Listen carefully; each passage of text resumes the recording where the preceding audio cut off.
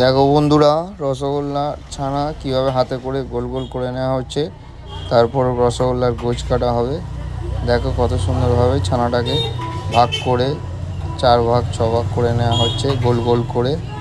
তোমরা ভিডিওটা দেখবে। দেখো কত সুন্দরভাবে 4 ভাগ 6 ভাগ করে গোল করে নেওয়া হচ্ছে। গোল করে নেওয়ার পর ছোট ছোট করে গোছ কাটা হবে। কাটার শেষ হয়ে গেছে। দেখো কত সুন্দরভাবে এবার গোছ কাটা হচ্ছে। দেখো রসগোল্লার গোছ কাটা হচ্ছে। দেখো কত সুন্দরভাবে রসগোল্লার গোছ কাটা হচ্ছে। এরপর হাতে করে গোল গোল করে পাকিয়ে একটা ট্রেতে রাখা হবে। রাখিয়ে তারপর রসে ছাড়া হবে।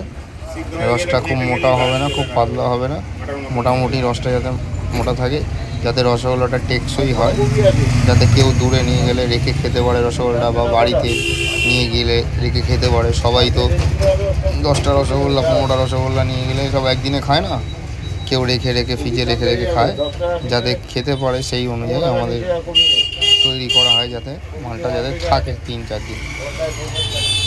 তাই এইভাবেই রসগোল্লার গোছ কাটা হয়। তোমরা ভিডিওটা দেখো, কেমন লাগছে তোমাদের আমার ভিডিওগুলো, সুইট ব্লগগুলো কমেন্ট করে জানিও। আর কোন কোন দেশ থেকে দেখছো সেটাও কমেন্ট করে জানিও। তোমরা একটু সাপোর্ট করো, তোমাদের সাপোর্ট সবসময় দরকার।